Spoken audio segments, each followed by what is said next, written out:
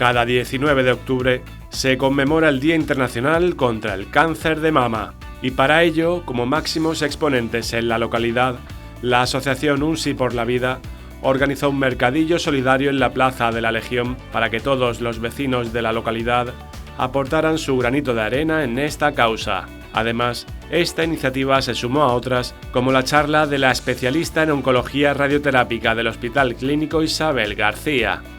Además, durante esta jornada, el Ayuntamiento iluminó de color rosa algunos espacios municipales para mostrar su apoyo a la lucha contra el cáncer de mama.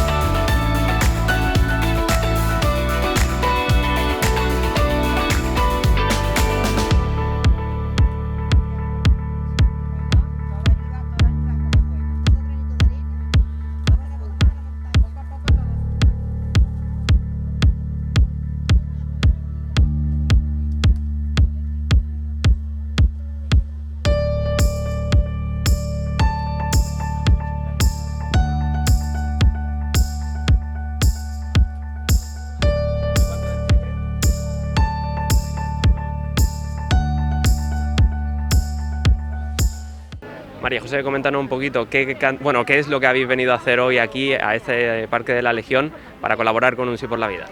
Pues hemos venido para hacer la entrega del cheque de la recaudación de la campaña Mayo Solidario, en la que pues toda la parte de la recaudación de las matriculaciones durante el mes de mayo y junio lo hemos donado a la asociación. ¿De cuánto ha sido el importe de la donación? El importe ha sido de 300 euros, es lo que hemos podido recaudar en estos meses. Y es una cantidad pequeñita, pero que granito a granito pues podemos hacer mucho entre todos.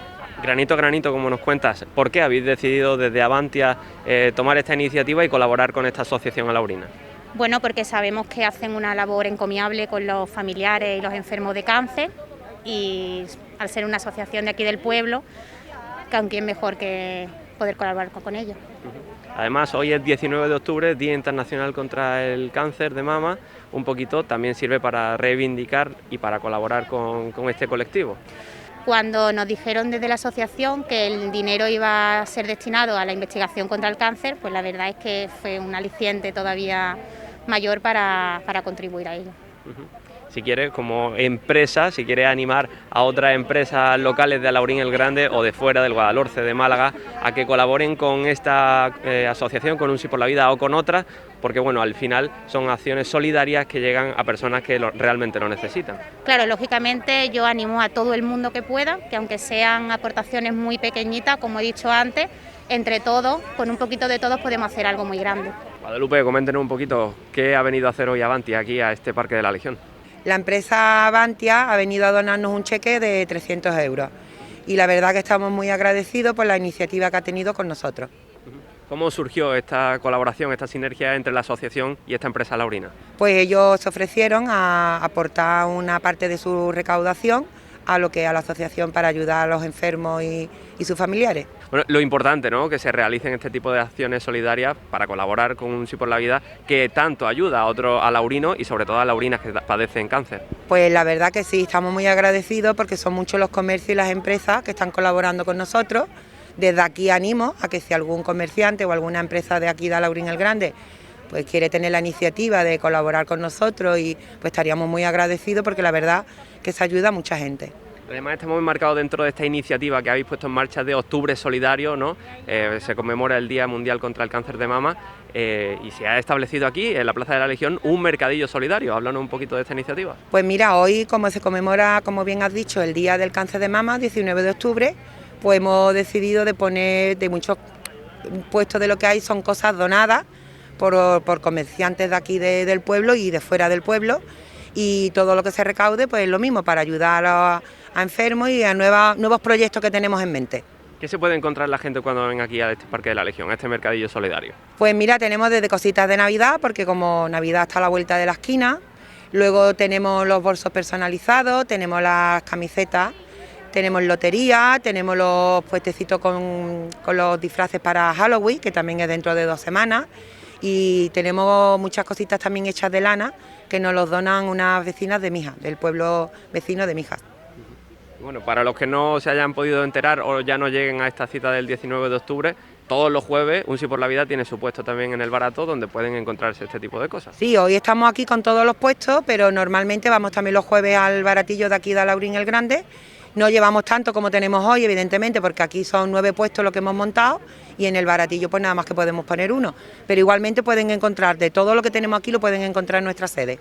Agradecemos al Ayuntamiento de Alaurín el Grande por prestarnos estas instalaciones y agradecer al pueblo de Alaurín el Grande que cada vez que organizamos algo se vuelca con nosotros.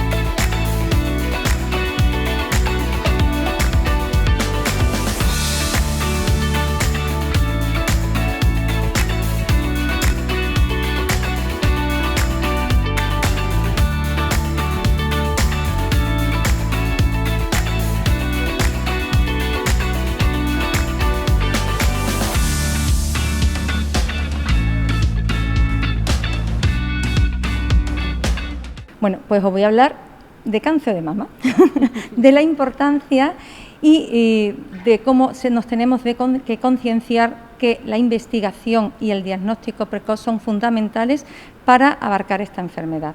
Yo creo que la población general sí conoce que existe un programa de cáncer de mama. Lo que pasa es que a veces, bueno, pues por fallos del cribado, las pacientes no son llamadas. La detención precoz es entre los 50 y 69 años y lo que sí aconsejo es que si una persona ha cumplido los 50 y no lo han llamado, pues que vaya a su centro de salud o si sabe cuál es el centro donde hacen las mamografías, se acerque para poder pedir cita. En el hospital, cuando una paciente es diagnosticada de cáncer de mama, toda paciente es presentada en el comité de tumores. El comité de tumores, en concreto en el hospital clínico, son los viernes a las 8:30 de la mañana y estamos entre 1 hora y media a 2 horas.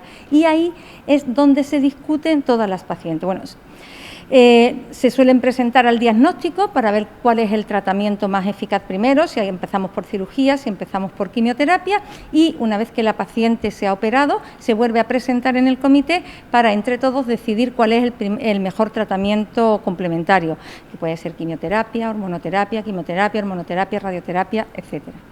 El servicio de oncología radioterápica durante la pandemia tengo que decir que ha funcionado fenomenal. Nosotros no hemos suspendido ningún tratamiento. Durante los 3 primeros meses lo que hacíamos que trabajábamos mañana o tardes, éramos nosotros los médicos, el personal de enfermería técnico los que nos movíamos en los turnos para que no se suspendiera ni tratamientos ni consulta. Y después también tenemos un plan para aquellas pacientes que son diagnosticadas de COVID pero que están clínicamente asintomáticas. Entonces no se les suspende el tratamiento, sino que hacemos un protocolo especial para estas pacientes y que no suspenda su tratamiento oncológico. Dentro de los factores de riesgo o características de la paciente que pueden predisponer al cáncer de mama, hay unos que sí pueden ser modificables y otros no.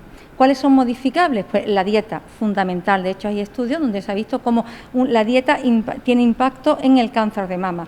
Hacer ejercicio, llevar una vida sana, todo esto son factores modificables, no fumar, no beber, todo aquello, esto sí se puede prevenir. Después hay otra serie de factores que no son modificables, de hecho lo veremos en la charla de hoy, cuáles son estos factores que se pueden prever y cuáles no.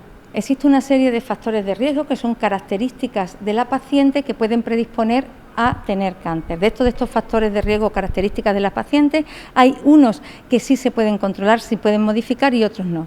Entre los factores de riesgo que pueden predisponer está el sedentarismo, el tabaco, el alcohol, una dieta rica en grasas, todo ello se puede modificar para prevenir el cáncer. Lo primero es preguntar. Lo peor que hay es la incertidumbre. Cuando vaya al cirujano, al oncólogo médico, al oncólogo radioterápico, preguntar. Yo sé que preguntar, saber, a veces da miedo, pero mucho peor es la incertidumbre. Siempre le vamos a contestar por qué hacemos las cosas, en qué nos basamos, pronóstico y todo. Sobre todo, preguntar y pedir ayuda. Nunca quedarse callada o escuchar lo que le dice la vecina, la amiga. Porque generalmente cuando esto ocurre, no sé por qué siempre dicen lo negativo, que nos pregunten a nosotros, que nosotros le vamos a responder para quitar todas esas incertidumbres. El tratamiento con radioterapia suele ser habitualmente el último tratamiento que se da. Bueno, después muchas pacientes siguen también con tratamiento hormonal. Entonces se han llevado durante meses pues luchando consigo mismas para superarse, para superar bien la cirugía, si tienen quimio, para ir fuertes a la quimio. Durante la radio después vienen todos los días, vienen todos los días al hospital, saben que si hay cualquier problema nos tienen allí. Pero el día que terminan se acabó, ya como mínimo hasta dentro de un mes y medio, entonces ahí empiezan los miedos. Es algo muy habitual en la consulta. Nosotros en la oncología radioterápica siempre vemos a la paciente el último día de tratamiento y las concienciamos sobre ello, que ahora viene una etapa difícil porque ya hemos terminado y entonces empiezan a preguntarse si todo lo que han hecho o le han hecho sirve para algo, si él volverá a salir. Relajación. Si ves que no lo puedes superar, pedir ayuda a los psicólogos y, por supuesto, cuando vengas con nosotros a consulta, pues transmitirnos todas esas dudas. Conforme va pasando el tiempo, se van haciendo pruebas y vemos que va la cosa mejor, ya se van relajando. es fundamental. El Día Internacional de Cáncer de Mama lo que pretende es concienciar a la población de la importancia del diagnóstico precoz y la investigación en cáncer.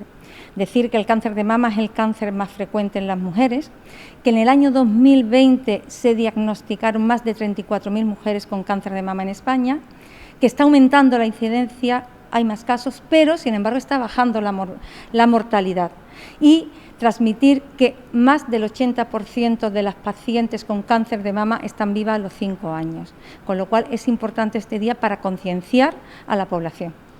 Quiero agradecer a la asociación Un Sí por la Vida, Unidos contra el Cáncer, que hagan esta jornada, su implicación en la ayuda a los pacientes con cáncer y darle las gracias por invitarme a pasar esta jornada con ella. Muchas gracias.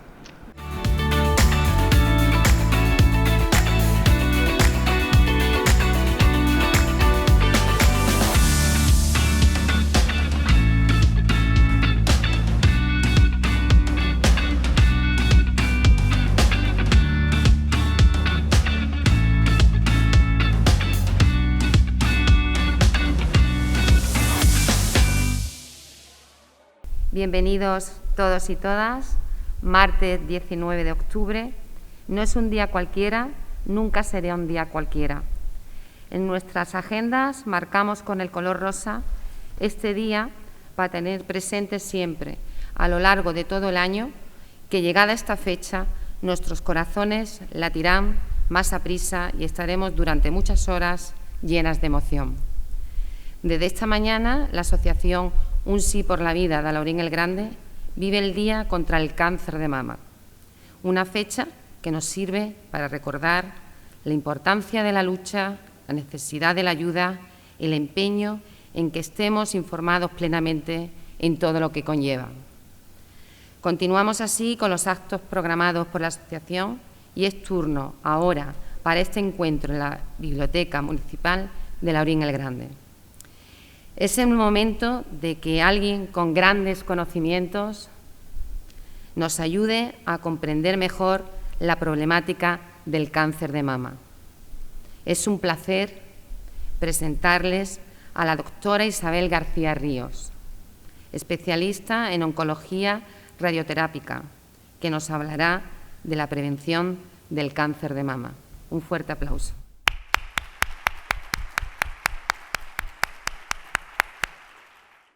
Bueno, buenas tardes a todos.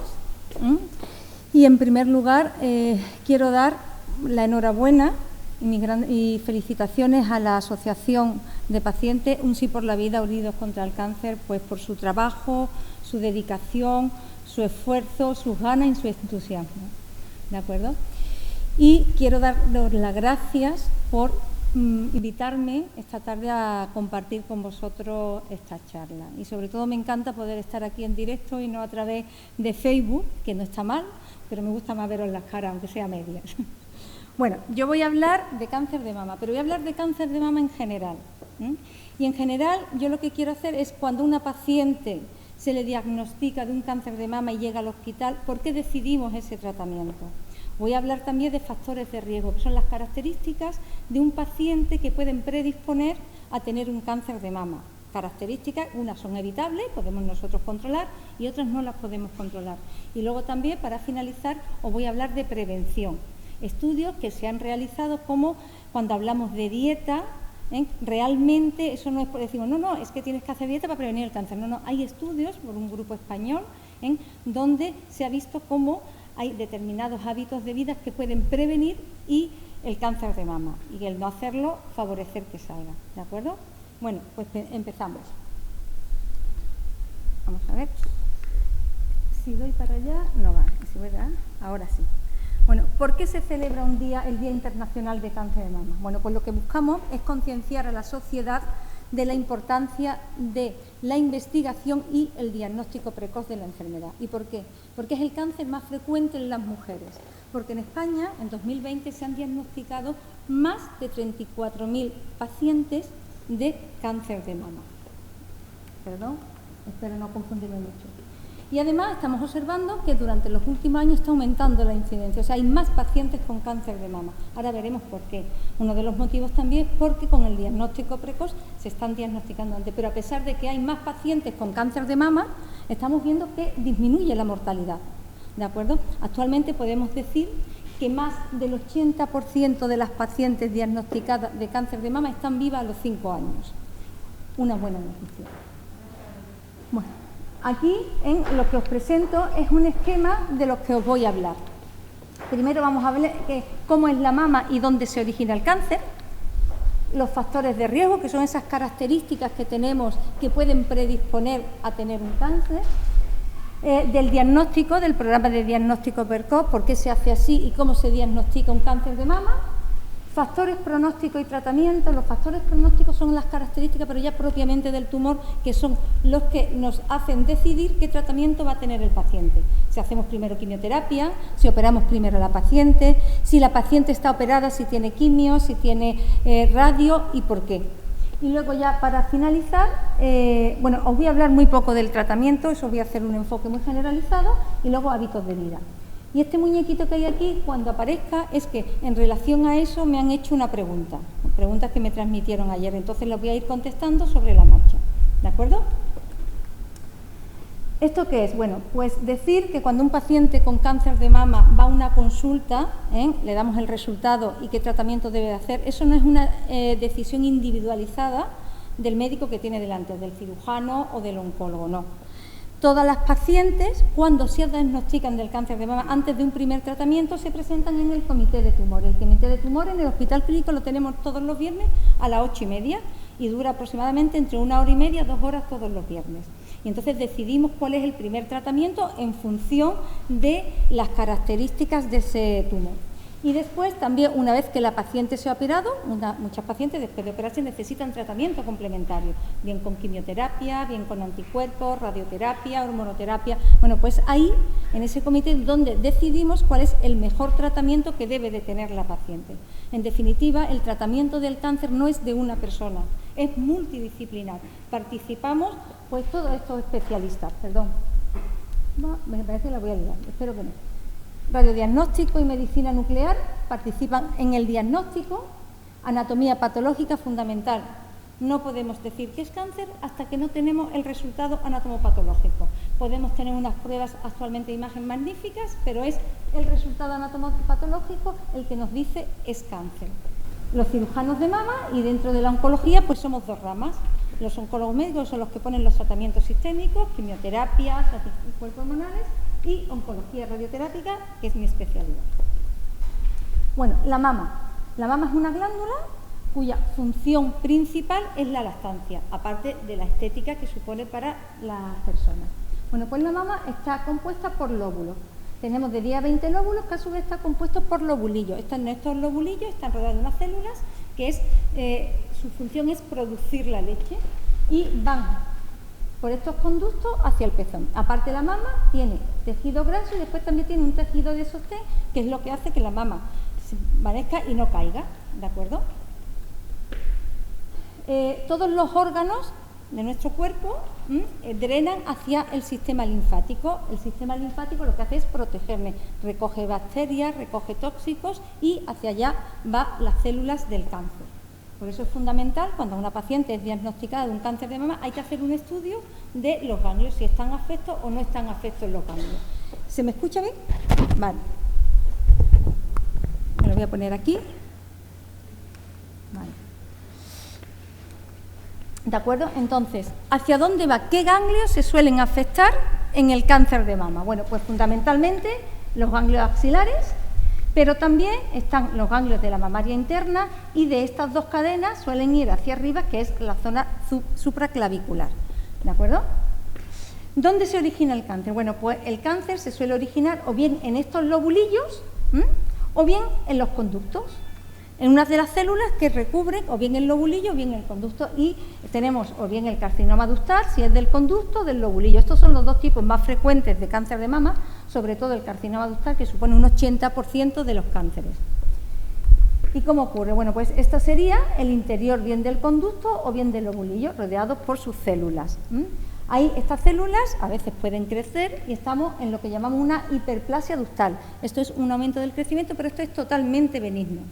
Pero hay otras situaciones, está la hiperplasia ductal atípica, donde ya hay un mayor crecimiento y cuando en una biopsia sale que una paciente tiene una hiperplasia ductal atípica, eso lo quitamos. O sea, no se quita tan rápido como puede ser un cáncer de mama, pero sí a corto plazo se quita. ¿Por qué? Porque sabemos que tanto la hiperplasia ductal atípica o el carcinoma ductal in situ pueden progresar hacia un carcinoma invasor. Aquí llamamos carcinoma ductal in situ porque no pasa la barrera, no atraviesa en profundidad, aunque ya el término de carcinoma yo creo que con el tiempo se va a ir quitando, porque es una lesión, más bien se llamará neoplasia in situ, como se llama en otros tipos de cáncer. ¿Vale? Y después ya tenemos cuando estas células rompen la barrera y empiezan a invadir en profundidad, ya forma un tumor o un bulto. Bueno, pues esto sería la histología del cáncer, ¿de acuerdo? Y luego, como he comentado anteriormente, desde la mama este cáncer se puede extender hacia los ganglios. Por eso, en toda paciente con un diagnóstico de carcinoma invasor de mama hay que hacer obligatoriamente un estudio de los ganglios. Factores de riesgo. Bueno, pues los factores de riesgo, como he dicho, son las características de la paciente que pueden predisponer a tener cáncer. ¿Cuál es el principal factor de riesgo en todos los cánceres y en particular también el cáncer de mama? La edad. Eso no lo podemos modificar y que sigamos cumpliendo años. Pero hay otra serie de factores que sí son modificables. ¿Cuáles son? El sedentarismo, el alcohol, la obesidad o el tabaco. Estos factores sí los podemos y los debemos de modificar, porque además hay estudios donde se han visto que están relacionados con el cáncer. Luego hay otra serie de características de la paciente que no son modificables, que no las podemos controlar, pero que también pueden predisponer al cáncer. Una de ellas, como he dicho antes, lesiones que son benignas, pero que sabemos que pueden evolucionar a cáncer de mama. Y en el momento que vemos una biopsia con una hiperplasia ductal atípica, esta paciente viene al comité y el cirujano pues la opera. No corre, como he dicho antes, no tiene, por supuesto, tiene preferencia a los cánceres, pero en unos meses sí se le quita. ¿Por qué? Porque sabemos que puede progresar. Antecedentes familiares, pacientes de primer grado, también es un factor de riesgo. Llamamos de primer grado a madre, hermana o hija, nada de abuelas o tías. Y esto es importante para que cuando os hable de cáncer hereditario, a la hora de mandar a una paciente a la consulta de cáncer hereditario, hay que tener en cuenta qué antecedentes familiares tiene. La alteración del gen BRCA1 y BRCA2. Estos son dos de los genes, los más conocidos, que se alteran y son los que están alterados en el cáncer hereditario, los que se pueden heredar de madres a hijas. También predispone al cáncer de mama y luego pues presentar esta mamografía. Ahora también os voy a hablar de las características, o sea, el tener una mamografía muy densa puede predisponer a tener cáncer de mama y además es más difícil de diagnosticar. Otros factores de riesgo que también pueden predisponer al cáncer de mama. Están los tejidos de la mama durante largo tiempo expuestos. ¿Cómo son? Bueno, pues tener la menstruación a edades tempranas. Estamos viendo, yo cuando hago la historia, pues en las pacientes por encima de los 60 años, una de las cosas que preguntamos es ¿cuándo tuvo usted la primera regla? Pues muy frecuente, no, los 13, 14, 15, ahora estamos viendo que las niñas tienen la menstruación pues a los 10 y 11 años, pero en un porcentaje muy alto.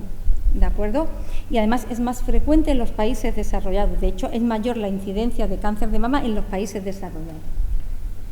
La edad avanzada de tener el primer hijo por encima de los 30 años o no tener hijos parece ser que también es un factor de predisposición, de riesgo.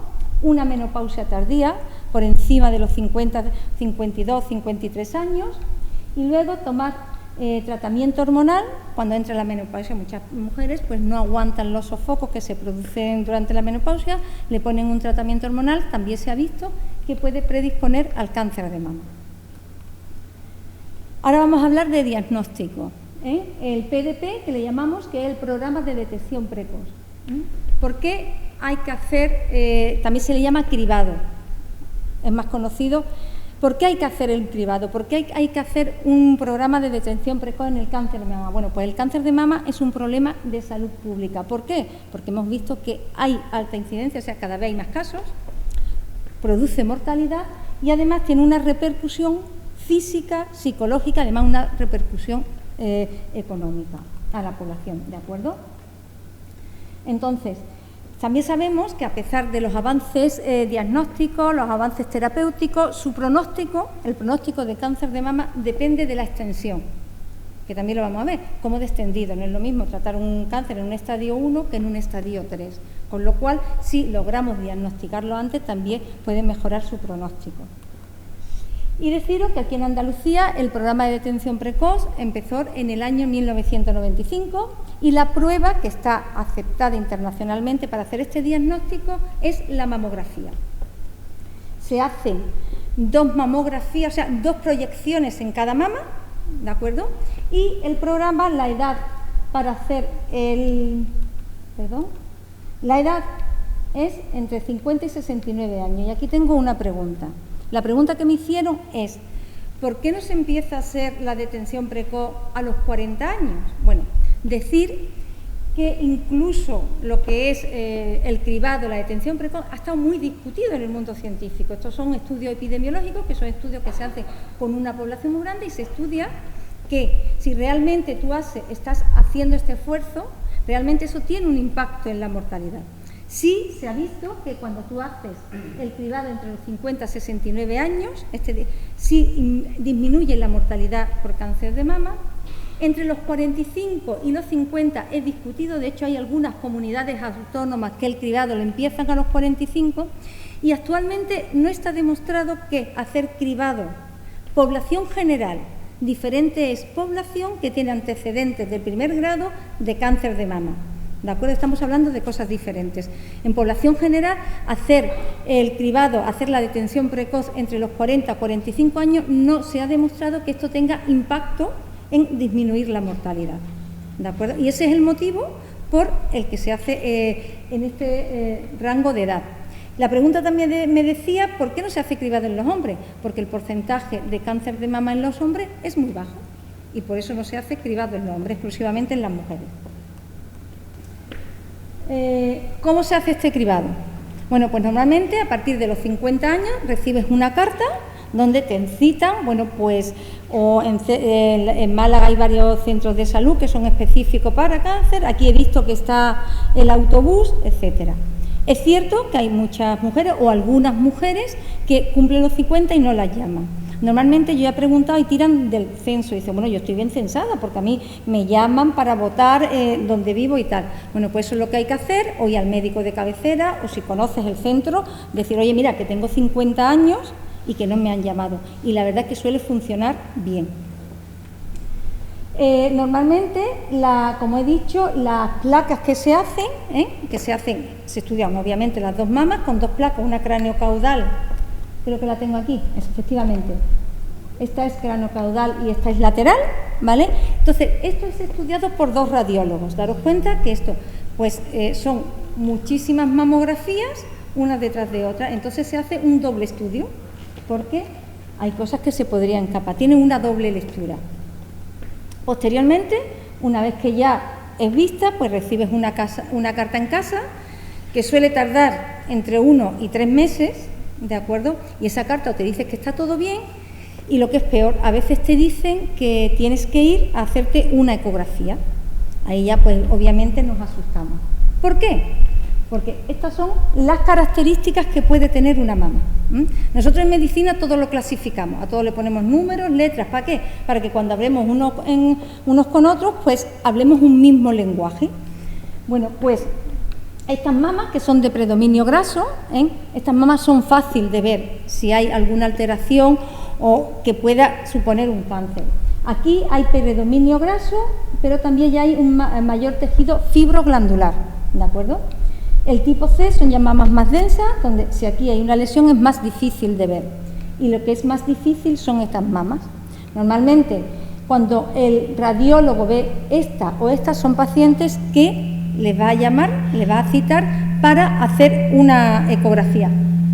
Hay eco ahora. Entonces no os asustéis.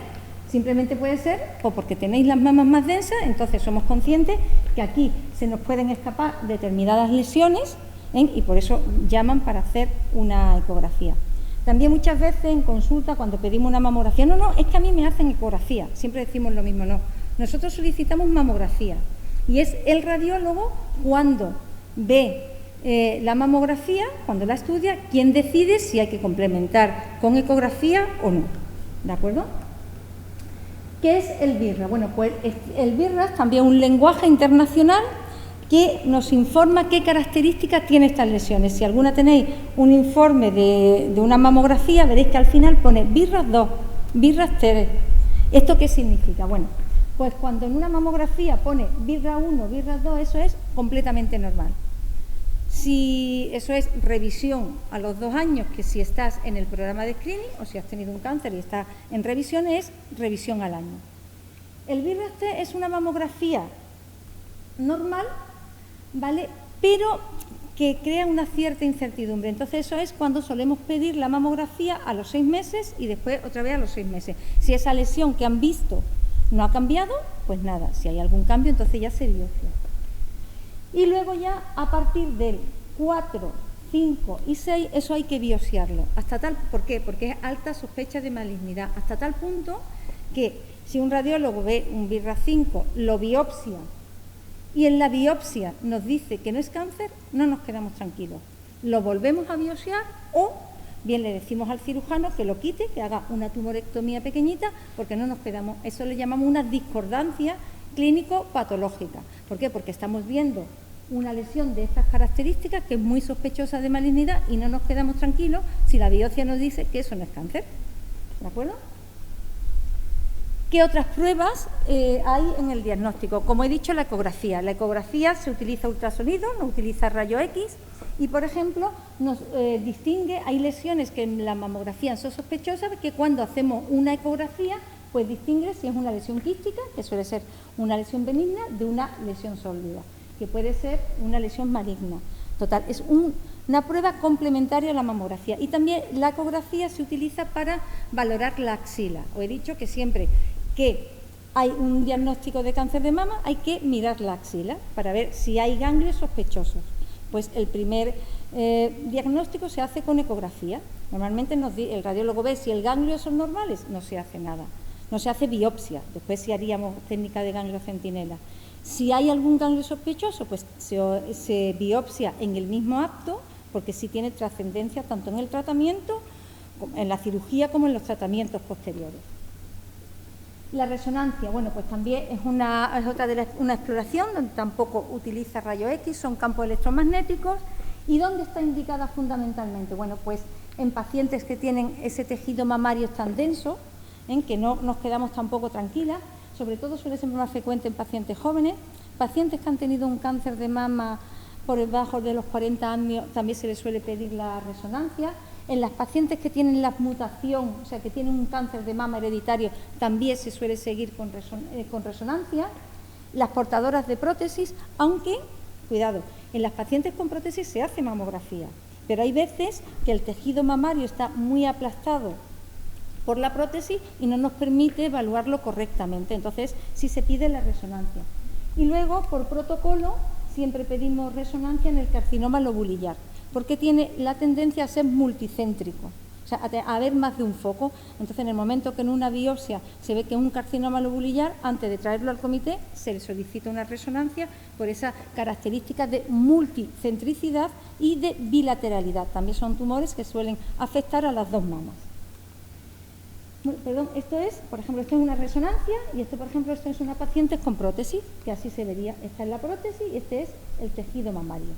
Entonces, cuando esta parte del tejido mamario está muy comprimida por la prótesis, bueno, la resonancia se hace en prono, boca abajo, de esta forma, y se suelen estudiar así las pacientes. Además, también se suele ver si la prótesis está rota o no está rota.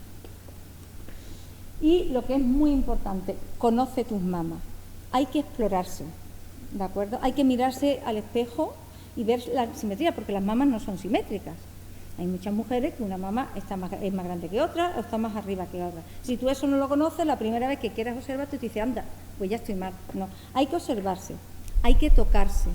Y en las pacientes premenopáusicas hay que tener en cuenta que antes de la regla, en las mamas, hay un tejido fibroglandular más inflamado y tiene más nódulos, con lo cual tienes que tener cuidado en qué momento del ciclo menstrual te estás tocando la mama, porque puede haber diferencia o te puedes asustar, ¿de acuerdo?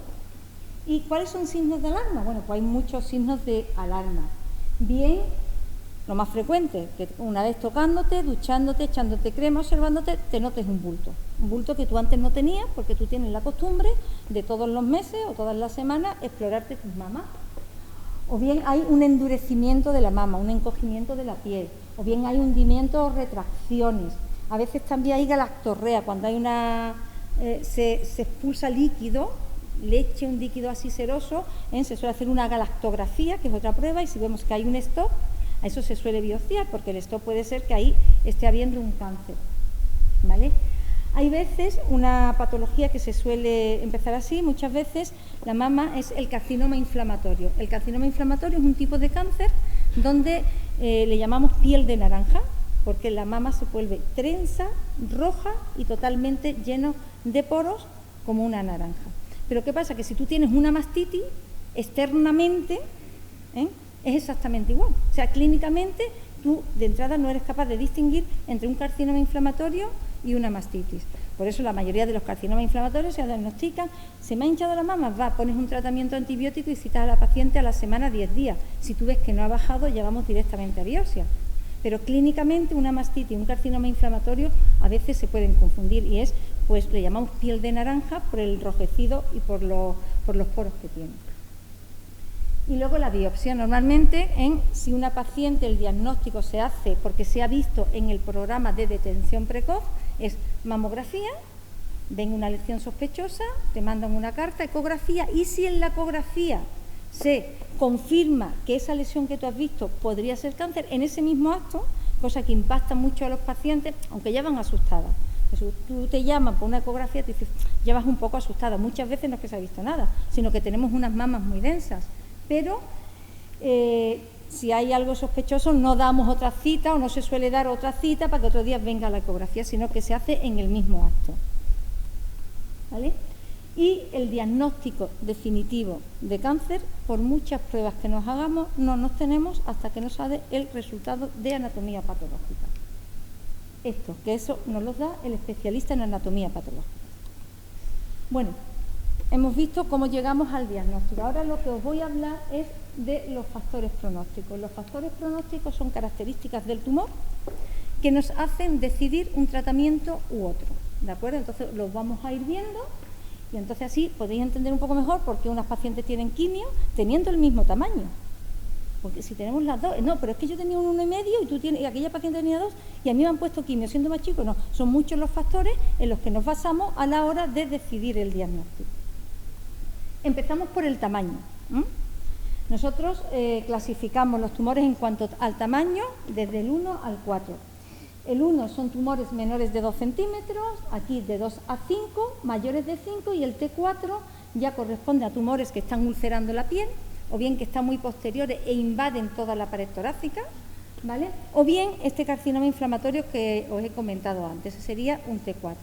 Y lo que se ve, esto es una pieza de tumorectomía, esto es la grasa, aquí el tejido de sostén y este es el tumor. Vemos cuanto mayor es el tumor, mayor es la probabilidad de supervivencia o mayor la recibida. Los ganglios. Los ganglios es un factor pronóstico muy importante en el cáncer de mama, ¿de acuerdo? Y como hemos visto, los ganglios suelen ir con mayor frecuencia a la axila, pero no es la única cadena que se afecta. Se puede afectar también la mamaria interna o bien esta cadena supraclavicular. Y aquí vamos viendo que cuanto mayor es el número de ganglios, la probabilidad de supervivencia pues también es menor. ¿Cómo los clasificamos? Bueno, pues llamamos N1 cuando solamente hay hasta 3 ganglios en la axila. El N2 es cuando hay 4 más ganglios o hay una tumoración grande fija en la axila, y o bien esta afecta la mamaria interna. Y luego ya el N3 es cuando ya están afectos los infraclaviculares o axilares más la mamaria interna. Esto es importante porque, por ejemplo, en oncología radioterápica, a la hora de irradiar a la paciente, tenemos que saber si están o no están afectos, si están afectas la mamaria interna, porque el tratamiento, lo que es el volumen, las zonas que tenemos que irradiar, incluso la dosis que tenemos que dar es diferente. Y Con esto clasificamos a las pacientes. Estos son los estadios. Estoy en el estadio 1, 2, 3 o 4. ¿En qué depende? Pues depende del tamaño, depende de los ganglios y depende si hay metástasis o no hay metástasis. El estadio 4 es cuando ya estamos hablando de una enfermedad metastásica. El grado histológico. Esto lo pongo porque es algo que preguntan mucho los pacientes, sobre todo cuando reciben los informes. Yo tengo por costumbre copiar el informe de anatomía patológica o dárselo en la misma consulta. Entonces, cuando lo leen, muchas veces viene, doctora, que es que yo tenía un estadio 1 y aquí me pone que tengo un 3 por el grado histológico. El grado histológico lo que nos da es el grado de maduración y de indiferenciación de la célula tumoral. O sea, una célula tumoral, cuanto más se parece a la célula normal, es un grado 1, es una célula menos agresiva. Una célula, cuando es un grado 3, es una célula muy indiferenciada que tiene una mayor predisposición a extenderse a los ganglios y son células con mayor predisposición a tener metástasis, que es lo que estamos viendo aquí. ¿De acuerdo? Los receptores hormonales, fundamental. Toda paciente con cáncer de mama se le analiza si esa célula tiene o no tiene receptores hormonales. Las pacientes que tienen los receptores hormonales positivos, que suelen ser el 85% de los pacientes con cáncer de mama, son aquellas pacientes que después van a hacer un tratamiento hormonal durante al menos 5 años. Hay diferentes tipos de tratamientos según la paciente es premenopáusica o posmenopáusica. ¿Y qué es lo que vemos? Bueno, pues vemos que las pacientes con receptores hormonales positivos tienen mejor pronóstico que las pacientes con receptores hormonales negativos, aunque es cierto que las pacientes con receptores hormonales negativos suelen ser un 10-15% de las pacientes con cáncer de mama. Y mientras que la recurrencia en una paciente con receptores hormonales positivos suele estar en 3,3%, esta puede aumentar casi al 6% cuando son negativos. Es un factor pronóstico y además nos dice que tenemos que tratamiento hormonal. El HER2. Bueno, el HER2 es una proteína que tenemos todos en nuestras células que favorece el crecimiento y la reproducción celular. Pero se ha observado que cuando está amplificada en las células de cáncer, esa célula tiene una mayor posibilidad de reproducirse y producir metástasis. ¿De acuerdo? Pero hay una amplia investigación sobre esto. Entonces tenemos tratamientos como es el trastuzumab, pertuzumab, que lo que hacen es bloquear este receptor e impedir que esa célula tumoral se replique, se multiplique. Estos son los tratamientos que dice, pues yo estoy con las vacunas y me ponen las vacunas cada 3 semanas y tengo que estar 1 año con las vacunas. Estas son las vacunas, el trastuzumab. Y se le administra exclusivamente en aquellas pacientes que al analizarlo tienen el HER2 positivo. El índice de proliferación es un parámetro que nos dice cómo de esa célula va proliferando. No se utiliza para decidir ningún tratamiento específico, pero sí se utiliza para clasificar a las pacientes, ¿vale? Y yo lo pongo por lo siguiente. ¿Qué son las plataformas moleculares o perfiles de expresión genética? Esto no tiene nada que ver con el cáncer hereditario. Esto es un estudio del tumor. Bueno, estas son unas plataformas que aquí en Andalucía se aprobaron hacerlas a partir del año 2014. Hasta el año 2014 no se hacían, ¿de acuerdo? Hacer, por ejemplo, el Oncotype hace 3 o 4 años costaba unos 3.000 euros, pero bueno, si está indicado se hace y lo estamos haciendo, ¿de acuerdo? Entonces, estas plataformas, como he dicho, se hacen sobre el tejido tumoral en un determinado grupo de pacientes y nos dicen probabilidad de recidiva de metástasis a 5 años. Esa es la información que nos dan, ¿de acuerdo? Y ya en función de eso, pues unas pacientes se le pone, si hay una alta probabilidad o mayor de un 15%, hay indicación de quimio, si no, pues no ponemos quimio, ¿de acuerdo? Ahí es donde nos podemos encontrar pacientes que con un tumor de 3 centímetros no hay indicación de quimioterapia o tratamiento sistémico y pacientes con un tumor de 1 centímetro que sí. ¿Por qué? Porque se le ha hecho una plataforma genómica. Y como he dicho, esto no se le hace a todas las pacientes, sino que están clasificadas a qué pacientes se les debe de hacer y cuáles son los factores para clasificarla. Bueno, pues cuando los tumores son de menos de 1 centímetro, se le hace la plataforma a aquella que tiene pues, factores de mal pronóstico, grado histológico 3 o este índice de proliferación celular alto, ¿de acuerdo? Cuando el tamaño del tumor es entre 1 y 2 centímetros, pues en todos los casos, excepto cuando tiene un grado histológico 1, que son células poco agresivas, cancerosas, pero células bien diferenciadas, o poco índice de proliferación, y cuando el tumor es de gran tamaño, de mayor tamaño, pues a todas, excepto si se cumplen estos dos factores. ¿Por qué? Porque un tumor de 4 centímetros, grado histológico 3 y un índice de proliferación alto, esa paciente va a tener indicación de tratamiento con quimioterapia.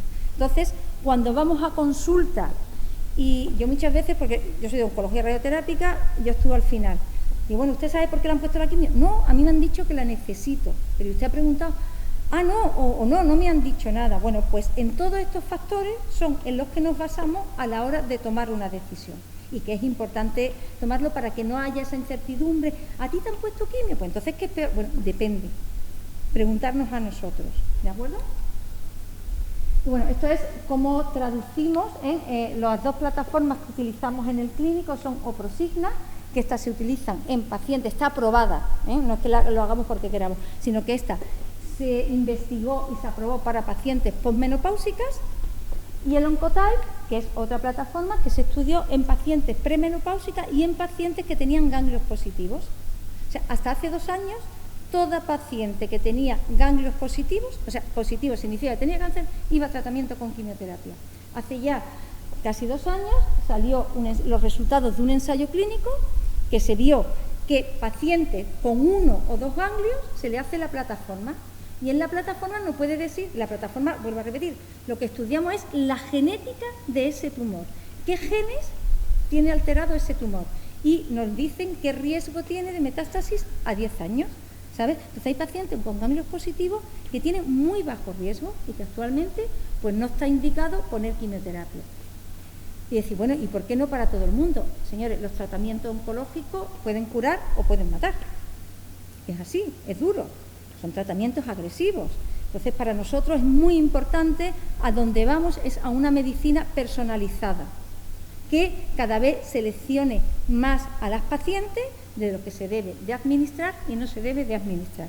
Esto es lo que queremos conseguir con todas estas pruebas y todos estos factores que os estoy diciendo. Bueno, entramos en el cáncer de mama hereditario. Es un concepto diferente.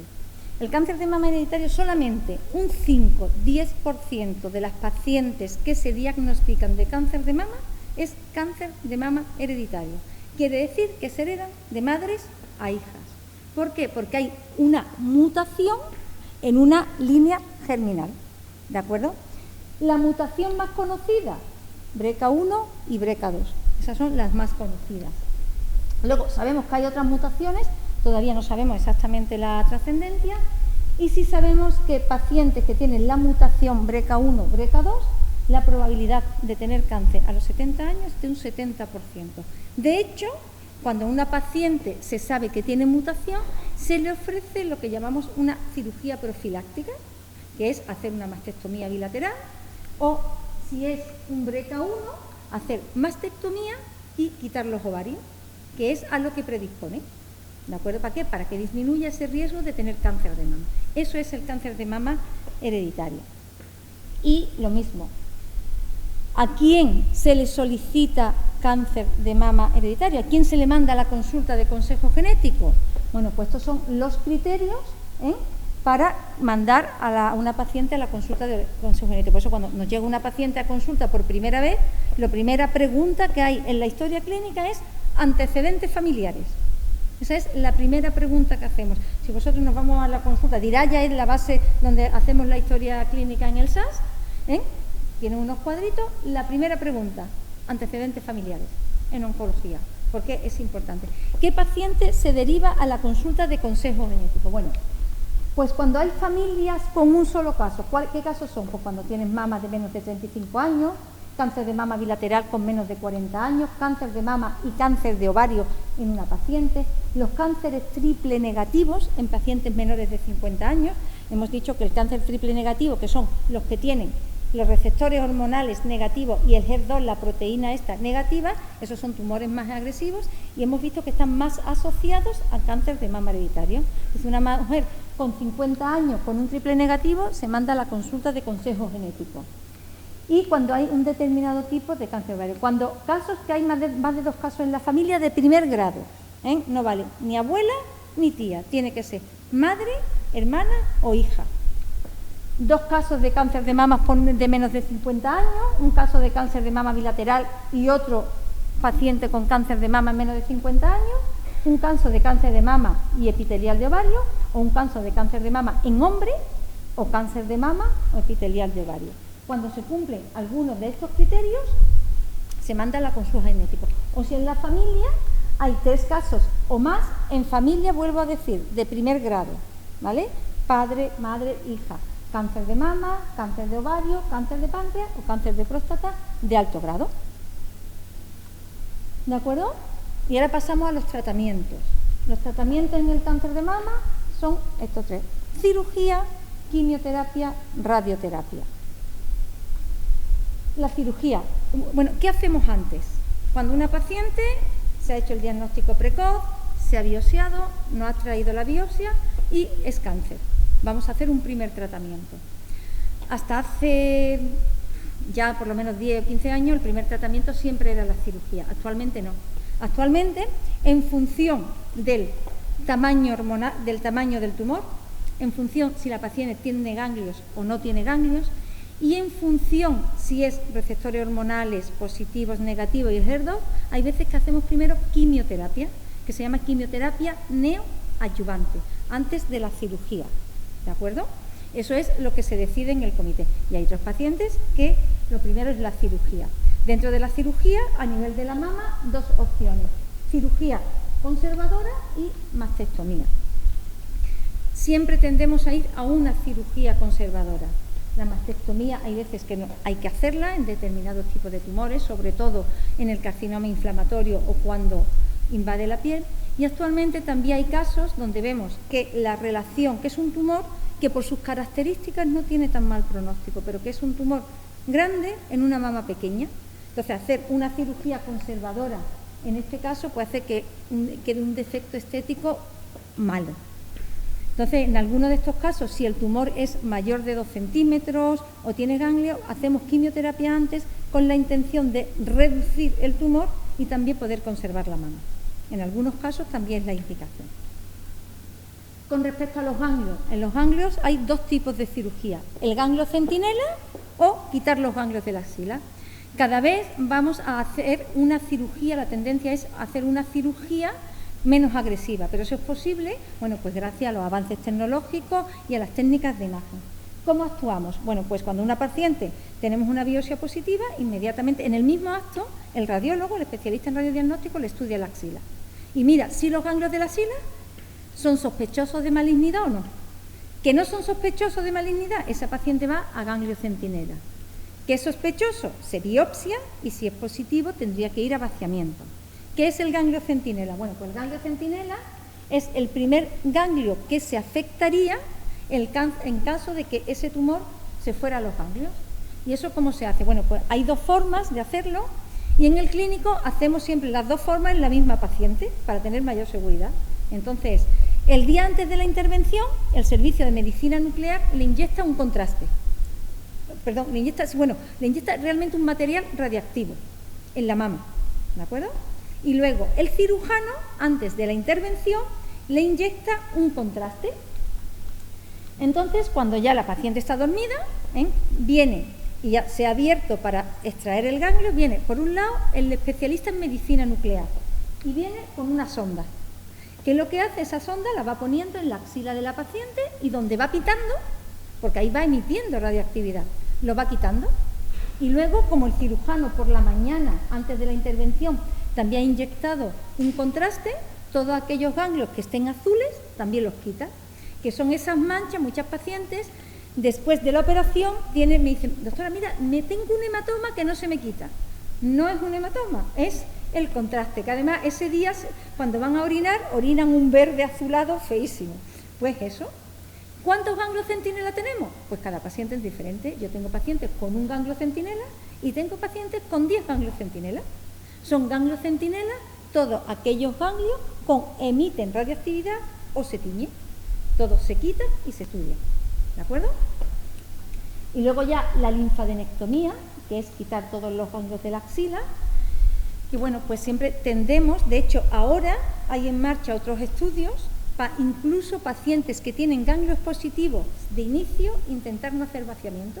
Y es que cuando una paciente se diagnostica y tiene los ganglios positivos, entonces se dejan marcados, se le pone un marcador. Eso lo hacemos habitualmente, o sea que es práctica asistencial, ya no estamos dentro de ensayos. Y la paciente se pone quimioterapia, después de la quimio se opera y el cirujano le hace el ganglio centinela. Y además te tiene que quitar esos ganglios que tienen unas marquitas que eran los que estaban afectos al principio. Si es todo negativo, esa paciente no se le hace vaciamiento. Intentamos evitar los vaciamientos porque producen mucha morbilidad, entre ellos el linfedema, las parestesias, que es el hormigueo, la impotencia funcional. ¿De acuerdo? Terapia sistémica. Hablo de terapia sistémica, todos aquellos que son fármacos. Y aquí tengo otra llamadita porque hay una pregunta al respecto, ¿vale? Terapia sistémica es la quimioterapia, es la hormonoterapia y son las nuevas terapias. O sea, todo lo que son fármacos que nos afectan a todo el organismo, ¿de acuerdo? La pregunta me decía, ¿por qué a veces la quimioterapia se pone una vez cada 3 semanas, otra cada semana? ¿Por qué? Porque así se ha hecho en los ensayos clínicos. Es igual que cuando a ti te mandan una pastilla, te la pueden mandar una vez cada 12 horas, una vez cada 8 horas. ¿Por qué? Porque cuando se ha hecho el ensayo clínico es la posología, la forma de administrarlo. Entonces, tenemos quimioterapia que se dan cada 3 semanas, hay quimioterápicos que se dan semanal, en concreto en la mama hay uno que se da semanal, que son los tazones, y luego hay quimioterapias que incluso se dan vía oral, en concreto en el cáncer de mama, en el cáncer triple negativo. Cuando la paciente ha recibido primero quimio, se ha operado y quedaba enfermedad, no se ha quitado completamente, pues esas pacientes continúan durante un año con capecitabina, que es un tratamiento con quimioterapia oral, que también se administra en el cáncer de R. La hormonoterapia, bueno, pues la hormonoterapia está indicada en todas las pacientes que tienen receptores hormonales positivos. ¿Qué tipo de hormona? Está el tamoxifeno y luego está el anastrozol, letrozol, hexamestano. Hay diferentes. ¿Cuándo se administra uno u otro? El tamoxifeno lo tenemos indicado en pacientes premenopáusicas y los inhibidores de aromatasa en pacientes posmenopáusicas. Y habitualmente el tratamiento son 5 años. En pacientes con cáncer localmente avanzado o metastásico se continúa más tiempo. Terapias dirigidas. Sobre esto está prácticamente ahora enfocada toda la investigación. ¿Qué tiene de diferente este tipo de tratamiento?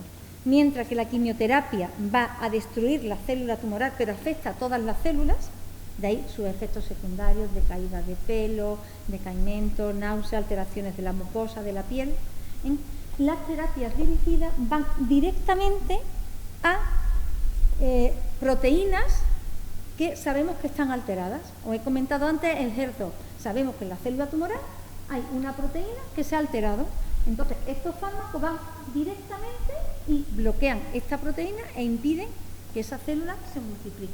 Entonces, las terapias dirigidas, que hay muchos tipos, en el cáncer de mama, la primera que se aprobó en tratamiento fue el trastuzumab, que es la vacuna que se pone durante un año, le llaman la vacuna porque son anticuerpos monoclonales, van dirigidos directamente a la célula tumoral. Y actualmente otras líneas de tratamiento es lo que llamamos inmunoterapia.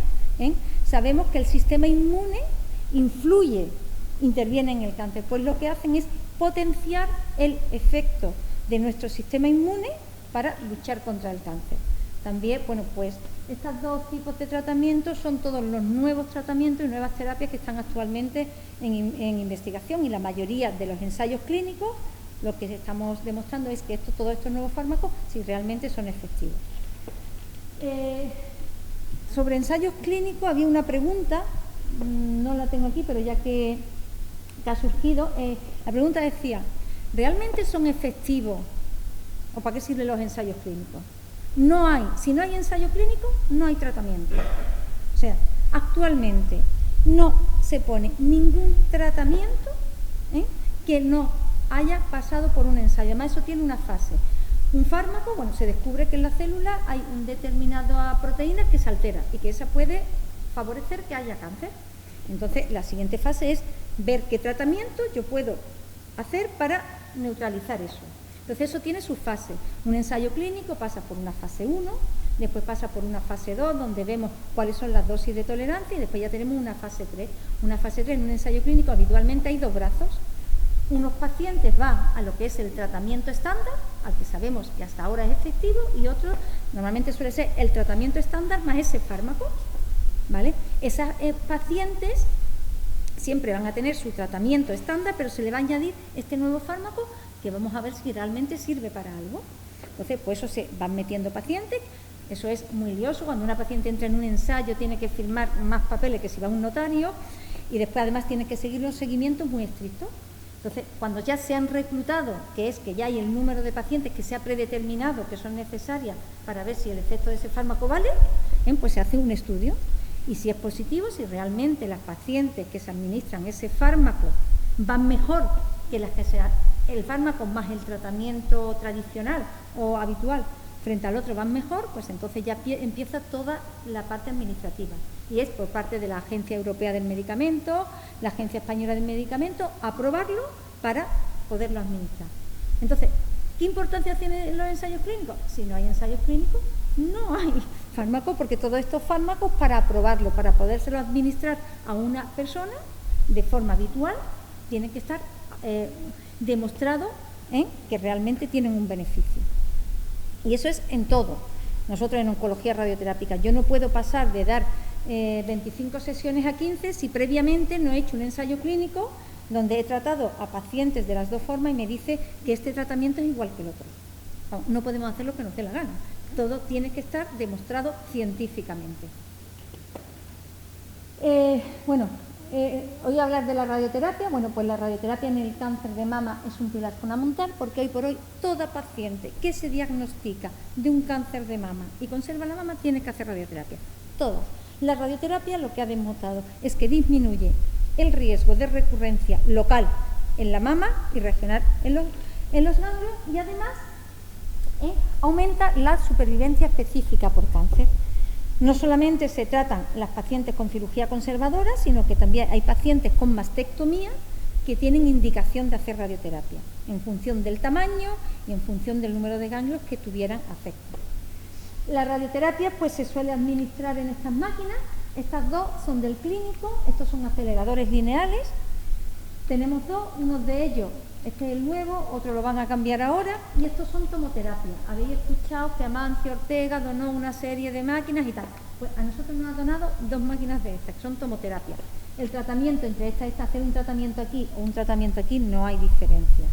Tiene unas características especiales, pero es prácticamente el mismo. Entonces, actualmente en el clínico, que es el hospital de referencia de aquí en Laurín, tenemos 4 máquinas de tratamiento, todas de última generación, 2 aceleradores y 2 tomoterapias. ¿De acuerdo? Cuando hacemos radioterapia en la mama, esto también se ha investigado. Hay 2 opciones, o bien irradiar toda la mama o irradiar de forma parcial. Lo habitual, irradiar toda la mama, o lo más frecuente, pero se hizo un ensayo clínico, se han hecho varios, porque sabemos que hay un subgrupo de pacientes de más de 50 años, con tumores de menos de 3 centímetros, receptores hormonales positivos, o sea, de buen pronóstico, donde no hace falta irradiar toda la mama, sino que irradiando la zona donde estaba el tumor, que me lo deja marcado el cirujano con 2,5 centímetros es suficiente, con lo cual hay menos efectos secundarios, menos número de sesiones, menor dosis a los órganos de riesgo. ¿De acuerdo? Y luego, pues algunas pacientes pues también hay que irradiar las áreas ganglionares. Hemos visto que lo más frecuente es que se afecte la axila, pero si la axila hay muchos ganglios que están afectos, cuando vamos a irradiar, irradiamos esta zona. ¿Por qué? Porque la probabilidad de que pueda salir aquí es mayor. Ese es el motivo. O en pacientes que se le ha hecho mastectomía, hay indicación también de hacer tratamiento con radiación. Y en cuanto al número de sesiones, pues bueno, cuando yo empecé la residencia, que ya hace algunos años, pues todas las pacientes tenían 5 o 6 semanas de tratamiento en el cáncer de mama. A partir del año 2008, bajamos, hubo ya salió publicado un ensayo clínico donde comparaba este tratamiento frente a este. Son menos sesiones, pero más dosis en cada sesión. Y se vio que la efectividad era la misma, los efectos secundarios no eran mayores, con lo cual ya desde el año 2008 pues ya las pacientes no tenían que venir 6 semanas de tratamiento, ya venían la mitad 3. Y en 2011 y en 2020, perdón, en 2020 y en 2011, son otros ensayos clínicos donde hay también un determinado grupo de pacientes, donde en lugar de 15, pues le administramos 5 sesiones, que bien son consecutivas o bien es una sesión a la semana. Para hacer esto hemos tenido que investigarlo, hemos tenido que hacer un ensayo clínico, hemos tenido que comparar un tratamiento con otro para ver que son los dos igual de efectivos y que uno no produce más toxicidad que el otro.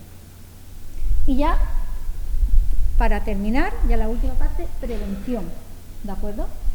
Hemos visto al principio que hay una serie de factores de riesgo, factores que pueden predisponer a tener cáncer.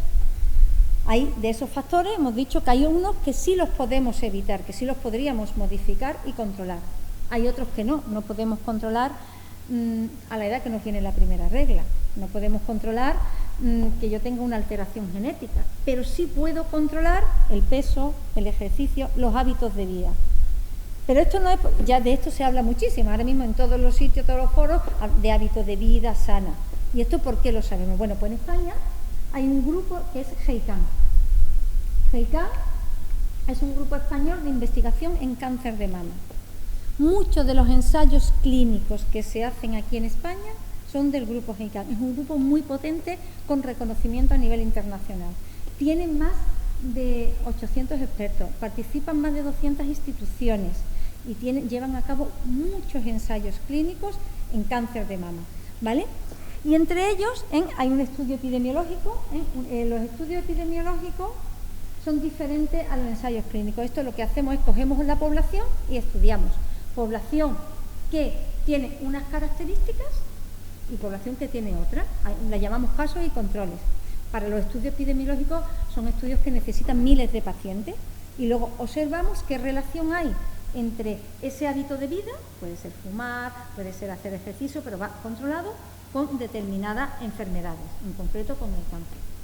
Entonces, en el año 2006 inicia un estudio epidemiológico junto con el Instituto de Salud Carlos III, cuyo objetivo era fue investigar el impacto que el estilo de vida, dieta, ejercicio y factores reproductivos tenía en el cáncer de mama. O sea, que cuando decimos hay que hacer dieta no es porque lo queramos decir, es porque esto realmente se ha hecho un estudio donde se han necesitado más de 10 años de seguimiento para ver que realmente esto sirve para algo, no es porque nos guste decirlo.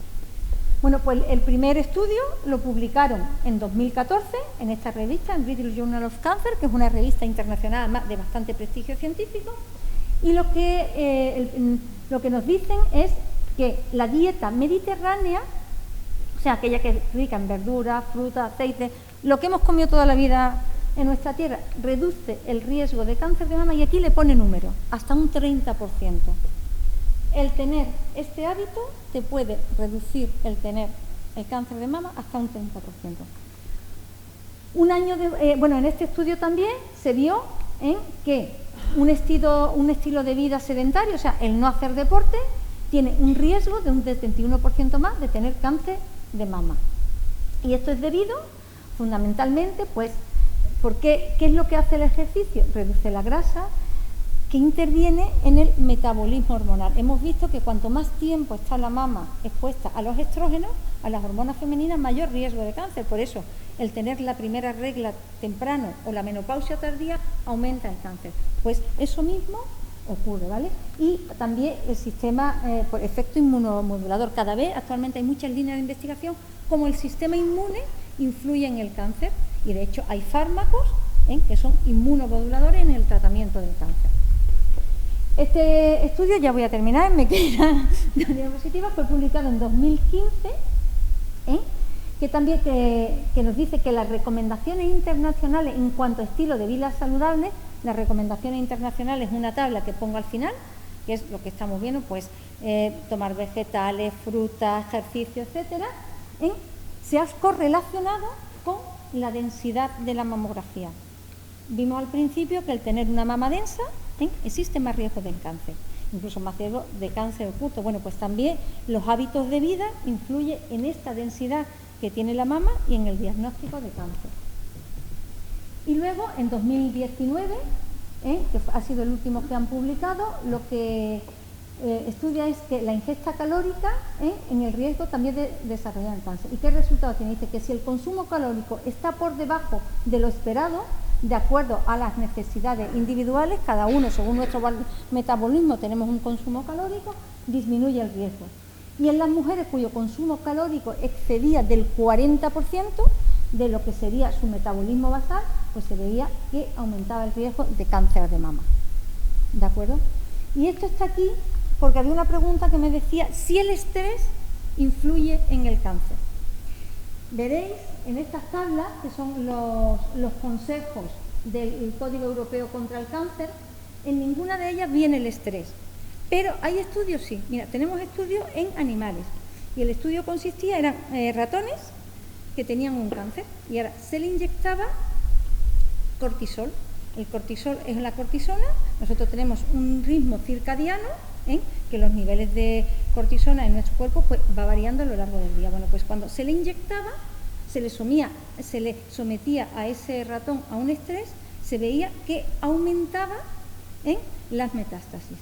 Tenemos estudios ahí. Y después hay algún que otro estudio, pero no hay un ensayo clínico, no hay estudio epidemiológico grande, porque entre otras cosas son difíciles, como el nivel de estrés que se mide por el cortisol en sangre podría estar en pacientes que tienen cáncer, puede estar asociado a un aumento de metástasis.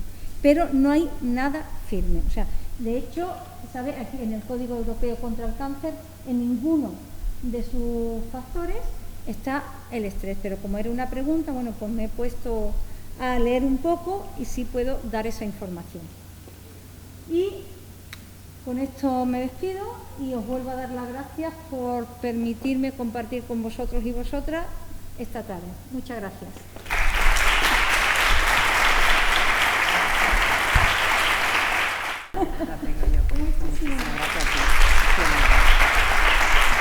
Bueno, no sé si habría alguna pregunta. Muchas gracias.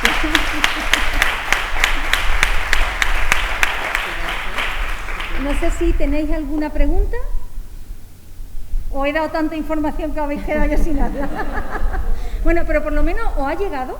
A ver, yo lo que he intentado es, ahora mismo, lo que he intentado es lo que hablamos habitualmente en una consulta, traerlo aquí, porque de todo esto que yo he hablado es lo que me preguntan en consulta. Yo tengo por costumbre, cuando recibo una paciente, es leerle el informe de anatomía patológica, que vienen todos esos factores. O sea, que esto no es que... Y explicarles. Entonces, claro, la paciente se queda, anda, pues no tenía ni idea. Pues eso es lo que he querido transmitir. ¿Por qué hacemos las cosas? No nos las inventamos. ¿Vale? Muchas gracias. Dígame. Dime. Sí.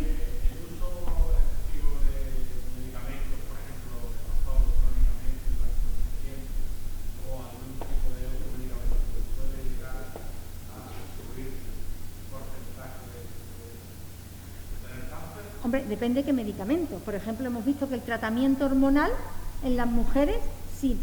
El omeprazol también depende para qué se utiliza ese fármaco, ¿vale? Porque si realmente tienes una enfermedad que es necesaria, una relación riesgo-beneficio. El omeprazol en concreto, producir algún tipo de cáncer, no puede producir otras enfermedades si abusas de él. Una forma de reducir el consumo de omeprazol, tener una buena dieta. Es fundamental. ¿Más preguntas? ¿Alguien más? Pues nada. Muchísimas gracias por haber venido. Ha sido un placer haber tenido a la doctora Isabel García con nosotras. A mí me ha encantado su charla y se puede ver lo humana, lo cariñosa y su gran hacer con sus pacientes. Ha estado todo súper claro, me ha encantado, espero que haya sido de vuestro agrado. Y nada, comentaros que ahora nos vamos a trasladar a la Plaza de la Legión y se va a llevar a cabo un encendido del alumbrado de color rosa por ser el día de la mama, del cáncer de mama, y espero que vayáis. También comentaros que vamos a ir con esta camiseta que como veis es súper chuli, ¿vale? Viene con una lupa y quiere decir mírate con lupa. Así que nada, agradecer al Ayuntamiento y a ti sobre todo, Isabel, que ha sido maravillosa tu presencia aquí. Un fuerte aplauso.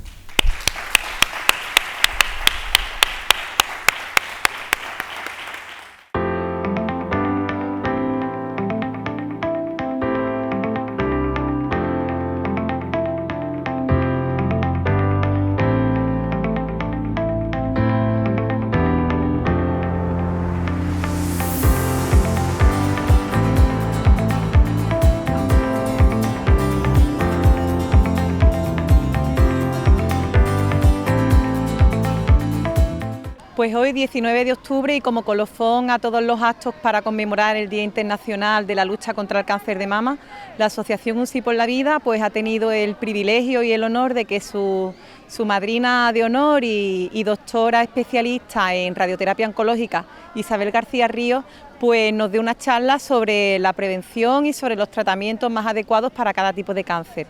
Una charla muy amena, una charla que ha clarificado muchos conceptos y que sirve pues para arrojar luz y claridad a la teoría sobre el cáncer y a la importancia de la prevención como en cada enfermedad.